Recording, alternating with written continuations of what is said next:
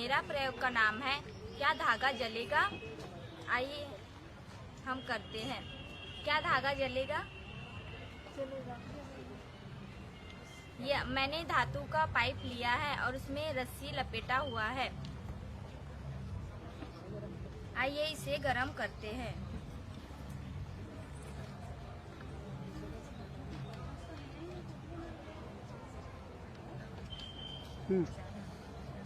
अरे धागा तो नहीं जला।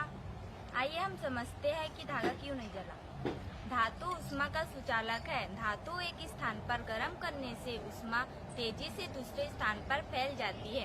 जैसे ही धागा गर्म होने लगता है, धागे से ऊष्मा लोहे में स्थानांतरित होने लगती है और लोहा पूरा गर्म हो जाता है। इसीलिए धागा इतना गर्म नहीं होता कि वह जल जाए। यदि हम यह प्रयोग धातु के बजाय लकड़ी पे करें तो क्या होगा, सोचिए। Thank you. प्रयोग का नाम है फायर प्रूफ गुब्बारा। आइए हम करके देखते हैं। मैंने पानी भरा हुआ गुब्बारा लिया है और स्पिरिट लैंप के ऊपर रखकर देखूं कि क्या होता है। बता सकते हो? चलिए हम करके देखते हैं।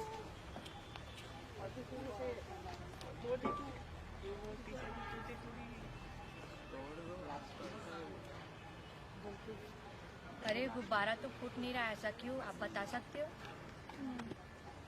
चलिए मैं बताती हूँ। पानी भरा हुआ बलून का रबर जैसे ही गर्म होने लगता है, वह अपने संपर्क में आने वाले पानी को ऊष्मा देने लगता है। ऊष्मा होने के कारण ठंडा पानी गर्म हो जाता है। गर्म पानी हल्का होकर ऊपर चला जाता है और ठंडा पानी नीचे आता है। यह क्रिया बार बार होते रहता है। इसे कन्वेक्शन करंट कहते हैं। कुल मिलाकर बलून का रबर इतना गर्म नहीं होता कि वह फूट जाए। Thank you. Good afternoon sir, my name is Roshan Sahu. मेरा प्रयोग का नाम है कान के पर्दे कैसे कंपित होते हैं। तो आइए हम इसे प्रयोग के माध्यम से देखते हैं। मैंने इस प्रयोग के लिए एक प्लास्टिक का बर्नी लिया है और एक बलून लिया हुआ है और एक रबर बैंड लिया हुआ है।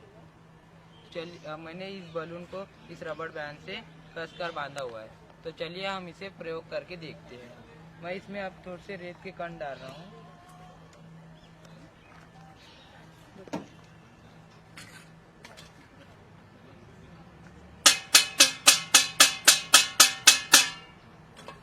आपने अभी देखा कि इस चम्मच और प्लेट के टकराव के कारण जो ध्वनि निर्माण हुआ, इससे बलून कंपित हुआ और रेत के कण ऊपर उछलती हुई दिखाई दी। रेत के कंपनों से हमें बलून की कंपनें दिखाई दी। यह कंपनें हवा के माध्यम से हमारे कानों में पहुंचती है। हमारे कानों में भी ऐसा ही एक पर्दा होता है जिसे हम ईयर ड्रम कहते हैं। इस कंपनी हमारे कानों में जाती है और इस पर्दे में कंपित होती है। यह कंपित ध्वनि हमारे मस्तिष्क में जाती है। ये हमारा मस्तिष्क इसका रूपांतरण आवाजों में करती है और इसी तरह ध्वनि हमें सुनाई देती है। आइए हम इसी तरह ही एक और प्रयोग देखते हैं। इस प्रयोग का नाम है गुंसा चम्मच। चलिए हम इसे प्रयोग के माध्यम से देखते हैं।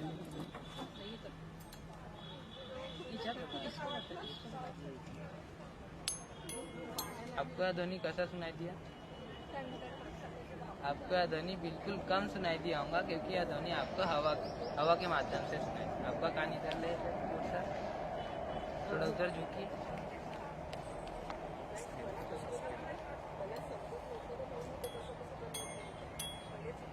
आपको यह ध्वनि कैसा सुनाई दिया? आपको यह ध्वनि स्पष्ट रूप से सुनाई दिया होगा, क्योंकि धागा यहाँ हवा की अपेक्षा अच्छी वाहक है, इसलिए आपको ध्वनि अच्छी तरह से सुनाई दिया होगा। मेरे प्रयोग का नाम है मेल फीमेल कोण। जैसा कि आप लोग देख सकते हैं, यहाँ मेरे पास अनावृत बीजी वनस्पति के प्रजनन के लिए आवश्यक नर लैंगिक अवयव उपलब्ध है। अनावृत वनस्पति यानी जिन वनस्पतियों के बीज खुले हुए होते हैं वह फलों के अंदर नहीं होते। इनकी दूसरी विशेषता यह होती है कि इन वनस्पतियों इनमें पेड़ों की पत्तियों का रूपांतरण बीज पत्र में होता है, जो कि लैंगिक कारण होता है। अब मेरे पास नर घटक यानी कि बृहद बीज पत्र है। जैसे कि आप लोग देख सकते हैं, इनमें ये जो खांचे दिखाई दे रहे हैं वही पराग कण यानी नर घटक होते हैं। अब आप मेरे हाथ में ये मादा घटक यानी लघु बीज पत्र देख पा रहे हैं। इनमें ये जो आपको अंड कोशिका दिखाई दे रहे हैं। अब मैं आपको बताता हूँ कि बीजों की निर्मित कैसी होती है। समान पेड़ से परागकण उड़कर या कीटक द्वारा अंड कोशिका पर गिरते हैं और वहाँ पर फलन होता है और बीजों की निर्मित होती है। Thank you. मेरा नाम महेश राजकुमार साहू है। मेरा प्रयोग का नाम है क्या हम धरती को पीछे ढकेलते हैं। आइए प्रोजेक्ट के माध्यम से जानते हैं। मैंने एक खिलौने वाली कार ली है और 4 पाइप और एक पट्टी लिया है।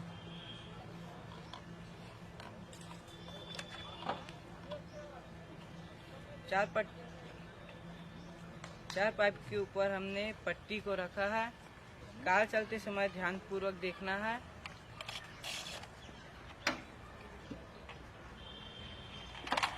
पहियों के लगाया गया थोड़ा सा बल भी सीट को पीछे की ओर ढकेलता है। इसी प्रकार हम चलते समय धरती को पीछे की ओर ढकेलते हैं और धरती हमें सामने की ओर ढकेलती है। धरती का द्रव्यमान बहुत अधिक होने के कारण बल परिणाम नहीं होता। Thank you. गुड आफ्टरनून, मैं गजेंद्र साहू। ये मेरे प्रोजेक्ट का नाम एयर जैक है और ये एक पेपर का बैग है। इसमें एक नली लगी हुई है और ये बैग कितना वजन संभाल सकता है आइए करके देखते हैं। अभी इसमें एक पटिया रख देंगे और उसके ऊपर एक ईंट रख के देखते हैं और फूकेंगे।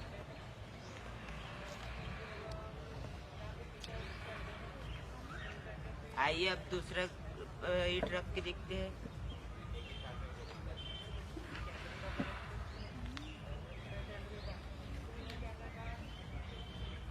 आपने देखी कि दोनों ईंट आसानी से उठ चुका है, क्योंकि जब हम इसमें हवा भरते तब इसका दाब बढ़ जाता है और आसानी ये वजन को उठा लेता है। आपने देखे कि इतना हल्का बैग और 2 ईंट और एक पटनी आसानी से कैसे उठा लिए। Thank you. मेरे प्रयोग का नाम है सेंटर ऑफ ग्रेविटी निकालने का आसान तरीका। यह मैंने एक अनियमित गत्ता लिया है। अभी हम इसे बैलेंस करेंगे, लेकिन उसके लिए पहले हमें इसका सेंटर ऑफ ग्रेविटी निकालना होगा। बहुत ही आसान तरीका है। यह मेरी 3 उंगलियां हैं, मैं यहाँ पर रख रही हूँ। अभी हम धीरे धीरे इन्हें पास लाएंगे। ये देखिए, अभी यह है इसका सेंटर ऑफ ग्रेविटी। अभी हम इसे बैलेंस करके देखेंगे। देखिए, ये बैलेंस हो गया। तो देखा आपने, हमने कितने आसान तरीके से इस अनियमित गत्ते को बैलेंस कर दिया। इसी तरीके से हर एक वस्तु का एक अपना अपना बैलेंसिंग पॉइंट होता है। Thank you. क्या आप इन सभी खिलों को एक खिल पर बैलेंस कर सकते हैं? चलिए हम करके देखते हैं। पहले एक लंबी खील ले, उस पर मीडियम साइज की खीलें आड़े टेढ़े करके रखे।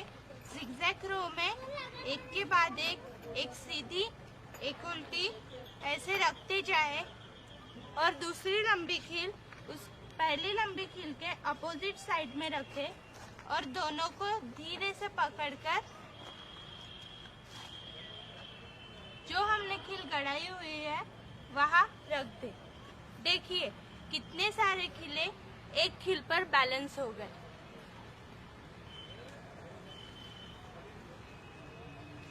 इन सभी खीलों की सेंटर ऑफ ग्रेविटी इस एक खील के ऊपर है। धन्यवाद। ये किस चीज का वायर है? कॉपर। और ये मैग्नेट। और ये नीचे में बैटरी सेल।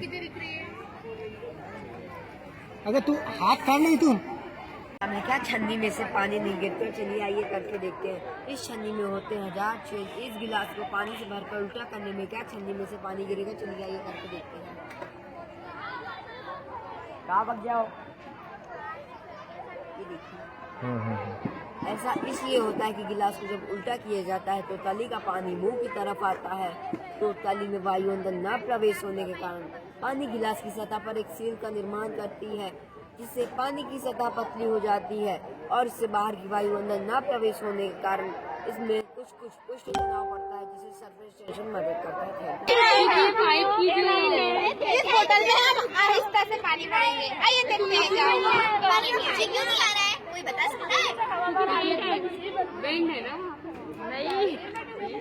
लीजिए, इसको थोड़ा सा नीचे करके अगर पानी भरोगे तो नहीं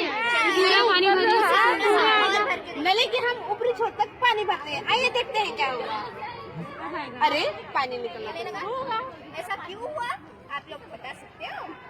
लेवल पिछले लेवल पर्यंत तो पाणी खाली नाही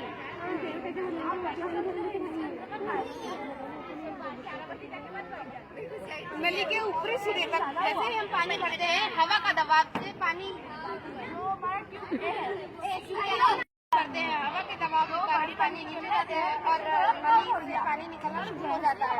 ऐसी बनावट आप लोग के घर में भी इसी तरह होती हुई साइकिल की संरचना।